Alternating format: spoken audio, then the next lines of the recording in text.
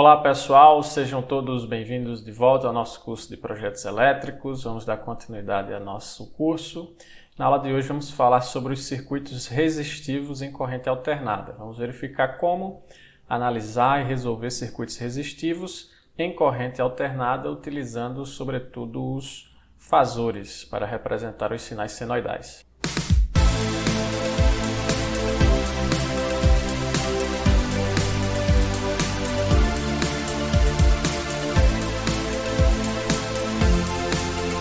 Bom, então em circuitos em corrente alternada contendo apenas resistências, as variações na corrente ocorrem em fase com a tensão aplicada. Isto é, não há defasagem entre sinais de tensão e corrente nos resistores. Portanto, pessoal, isso é uma característica que torna a análise de circuitos em corrente alternada apenas com resistores associados uma análise bastante simples e, na verdade, muito semelhante à análise de circuitos em corrente contínua quando nós utilizamos os fasores para fazer essa análise, tá certo? Então, nós vamos verificar isso nos exemplos da aula de hoje. Todos os métodos de análise utilizados nos circuitos em corrente contínua podem ser utilizados nos circuitos em corrente alternada resistivos, ou seja, a aplicação da lei de Ohm, a aplicação das leis de Kirchhoff e todos os demais métodos de análise que nós já sabemos para os circuitos de corrente contínua, eles também se aplicam nos circuitos de corrente alternada, com a única diferença de que agora nós vamos ter os sinais sendo representados por fasores, né? Não são apenas sinais constantes no tempo, mas sim fasores que estão representando aí senoides com determinada amplitude e fase. A utilização da notação fasorial simplifica a análise de circuitos em corrente alternada e os fasores indicarão o valor eficaz da tensão e corrente elétrica, a menos que seja indicado o contrário.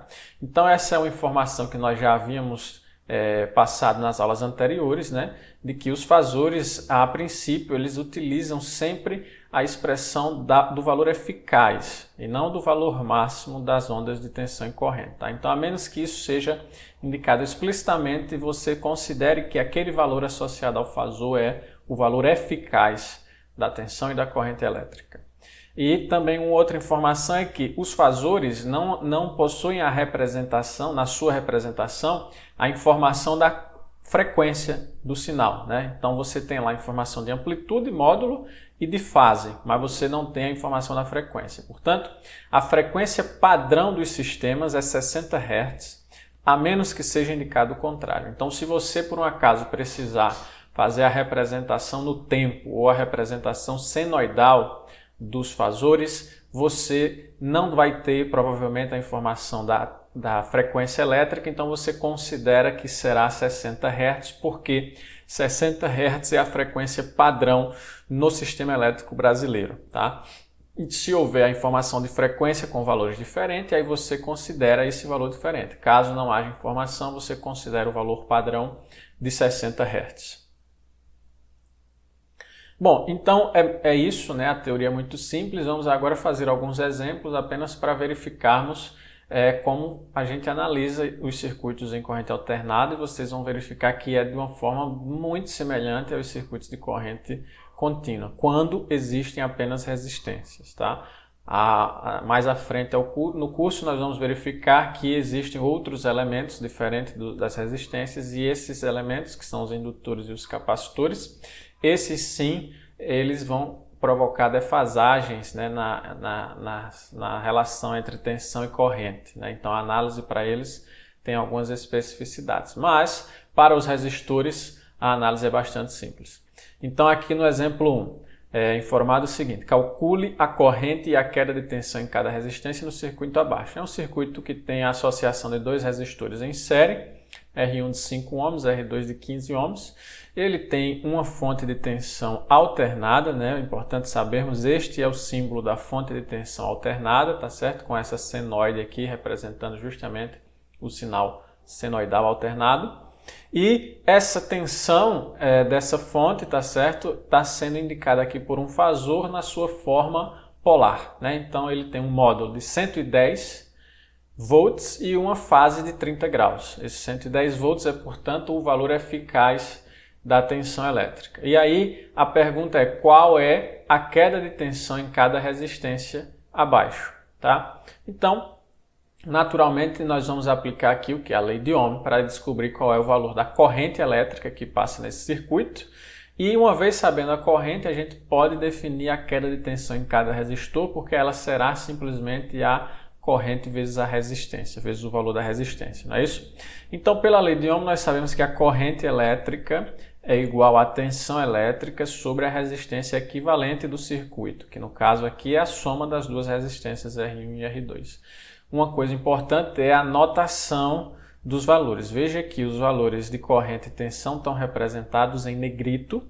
Isso indica que eles são fasores, tá? Eles poderiam ser representados também por uma setinha aqui em cima, como nós já vimos em outras aulas. Então, ou você representa ele em negrito ou com uma seta em cima para indicar que ele não é simplesmente um número, ele é um fasor, ok? Então, o fasor corrente é igual ao fasor tensão sobre a resistência. E a resistência, sim, é apenas um valor numérico. E aí, basta substituirmos os valores, a gente vai ter o fasor tensão igual a 110, módulo 110 e fase 30 graus, dividido pela resistência equivalente, que é 5 mais 15, ou seja, 20, né? Então, a divisão de fasores, nós já vimos, é o que? Apenas a divisão dos módulos pela subtração das fases. Então, aqui nós vamos dividir 110 por 20, vai dar 5,5 o módulo. E a fase, como não há indicação aqui embaixo, né? Então entendemos que a fase é 0, e aí 30 menos 0 é 30, né? Portanto, não há alteração do ângulo de fase nesse fasor. A corrente é igual a 5,5 amperes com um ângulo de fase de 30 graus. Esse é o fasor corrente elétrica, ok? Então, como foi dito anteriormente, não há defasagem entre tensão e corrente elétrica para circuitos puramente resistivos. Então, a fase da tensão sempre será igual à fase da corrente nos resistores, ok? Bom, mas o que eu quero saber é a queda de tensão em cada um dos resistores. Então, no primeiro resistor, a queda de tensão V1, é um fasor também, né? Por isso está representado em negrito aqui, vai ser igual ao fasor corrente vezes a sua resistência R1. Então, substituindo os valores, nós temos o fasor corrente 5,5 em módulo, né, com a fase de 30 graus, vezes 5 ohms, que é o valor da resistência. Tá? Multiplicação de fasores, nós já sabemos também, apenas multiplicam-se os módulos e soma-se as fases. Tá? Aqui eu só tenho fase no primeiro termo, no segundo termo a fase é 0, portanto vai ficar 5,5 vezes 5 igual a 27,5 e 30 graus mais 0 graus igual a 30 graus. Tá? Então a tensão V1 é igual a 27,5 volts com a fase de 30 graus. A tensão V2, o mesmo procedimento, né? Vou multiplicar agora a fasor corrente pela resistência R2. Então 5,5 fase 30 graus vezes 15 vai me dar aqui um resultado de 85,5 volts com a fase de 30 graus, ok? E agora ele pede ainda no exemplo a representação do diagrama fasorial para o circuito. Mesmo quando não é pedido, é interessante fazermos essa representação, né? Porque o diagrama fasorial é o que vai nos permitir visualizar a grandeza, né? Então muitas vezes a gente pode estar fazendo a representação do diagrama fasorial para fazer uma conferência dos nossos resultados, verificar se aquilo ali faz sentido, tá? Então a análise fasorial é muito importante em circuitos de corrente alternada. Então aqui como é que a gente vai representar, né? Nós temos aqui o plano cartesiano imaginário, o plano cartesiano complexo, melhor dizendo, né? E aí nós vamos representar primeiro, inicialmente, o vetor tensão, que é esse vetor aqui da fonte de tensão, né? Ele tem um módulo de 110, então está aqui o módulo 110, e ele tem uma fase de 30 graus, então está aqui a inclinação de 30 graus positivos, lembrando sempre, graus positivos no sentido anti-horário e graus negativos no sentido horário, tá? Então 30 graus positivos, E quem é o vetor corrente? O vetor corrente, nós vimos, ele tem também uma inclinação de 30 graus, ele está em fase com a tensão elétrica e ele vai ter um módulo aí de 5,5, que é o que nós calculamos anteriormente, tá? Então aqui eu tenho a representação do vetor tensão e vetor corrente para este circuito. Lembrando que esse vetor tensão de 110, ele é igual à soma dos vetores, dos fasores, desculpa, às vezes eu confundo fasores e vetores, dos fasores tensão no resistor R1 e no resistor R2, ou seja, as quedas de tensão nessas duas resistências, né? Então a soma fasorial de V1 mais V2 é igual a V.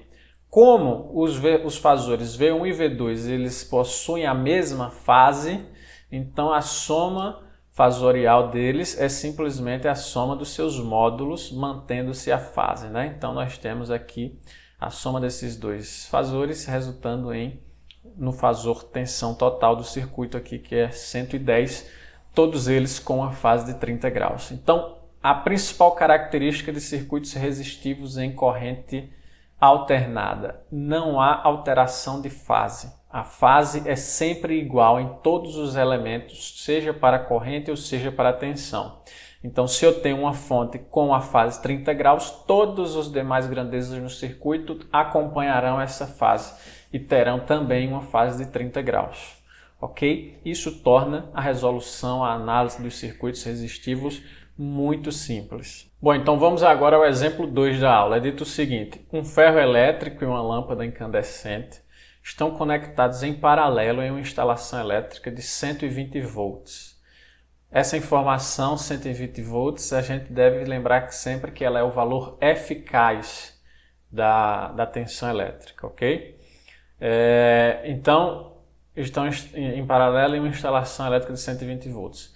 Aí ele pede: represente o circuito e calcule a corrente total e a potência total na rede de alimentação.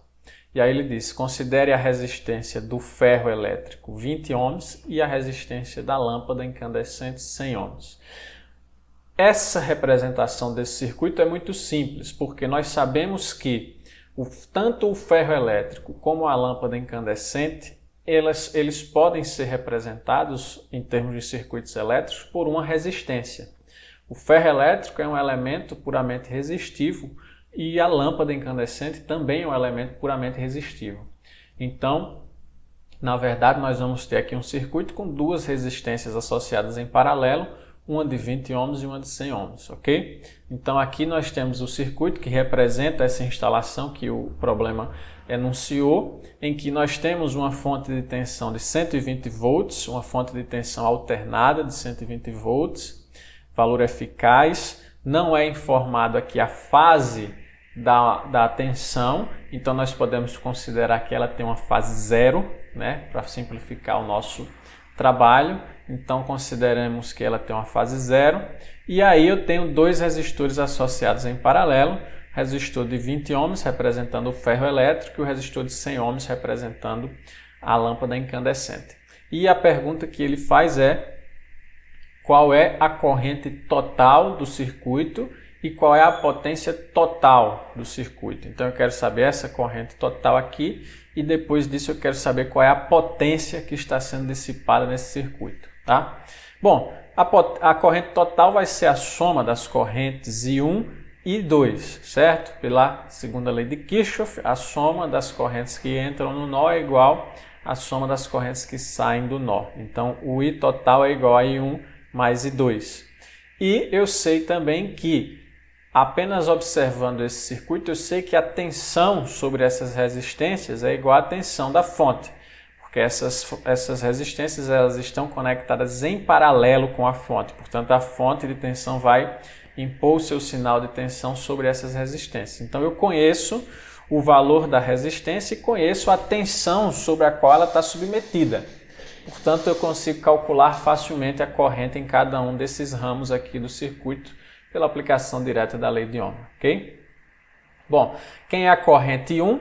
A corrente I1 é a tensão V1 sobre a resistência R1. Lembrando que corrente e tensão são fasores, grandezas fasoriais, certo? Então eu tenho a tensão V1 nesse resistor é igual à tensão da fonte, porque ele está em paralelo com a fonte, então é 120 volts, e a fase 0 graus, já que não foi dada nenhuma fase no problema, que eu estou considerando 0 graus, dividido pela resistência de 20 ohms, ok? E aí isso vai me dar 120 dividido por 20, vai dar 6 amperes com a fase de 0 graus. E aí no outro ramo eu tenho o I2, o I2 vai ser igual à tensão V2, que também é igual à tensão da fonte, 120, 0 graus, dividido por R2, que é 100 ohms. Nesse caso, eu vou ter uma corrente de 1,2 amperes e fase de 0 graus, ok? A corrente total, portanto, é a soma das duas correntes, I1 mais I2, 6 com fase 0 graus, mais 1,2 com fase 0 graus. Isso aqui vai me dar 7,2 fase 0 graus. Né? A gente sabe que a soma de fasores ela é mais recomendada que seja feita na forma retangular.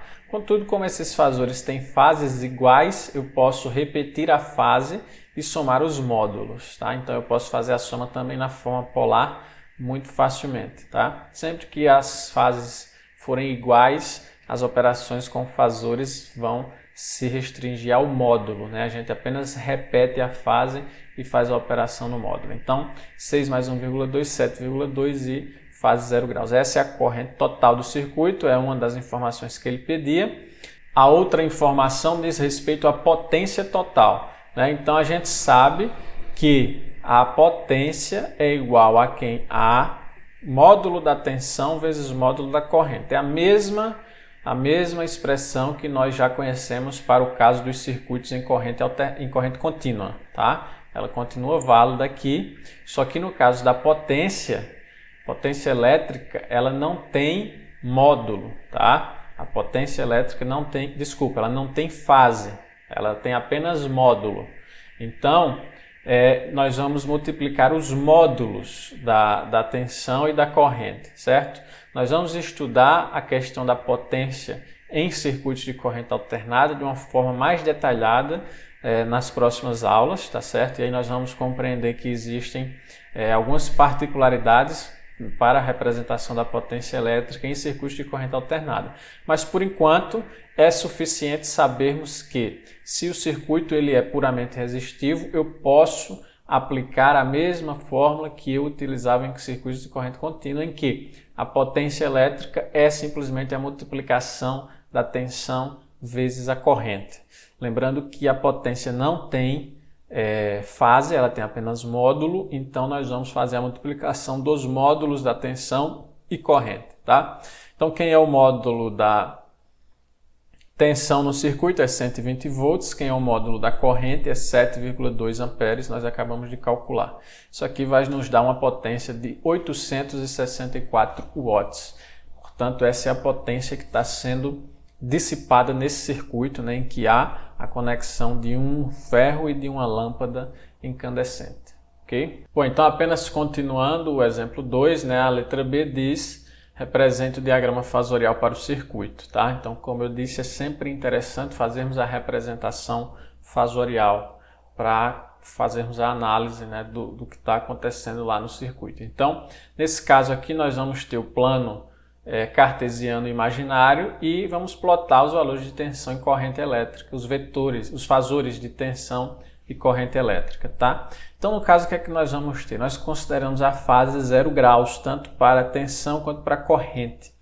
Então, nós vamos ter o fasor tensão aqui, VT, né, representando a tensão elétrica, ele é 120 volts de módulo e fase 0 graus. Então, ele está exatamente aqui no eixo dos números reais. E a corrente elétrica, ela também tem fase 0 graus, então a corrente total ela está sendo representada aqui pela soma das correntes I1 e corrente I2, que são aquelas correntes nos dois ramos que nós calculamos, todas elas com fase igual a zero também, portanto elas também estão aqui no eixo dos números reais. Essa seria a representação fasorial ou diagrama fasorial para o circuito em questão.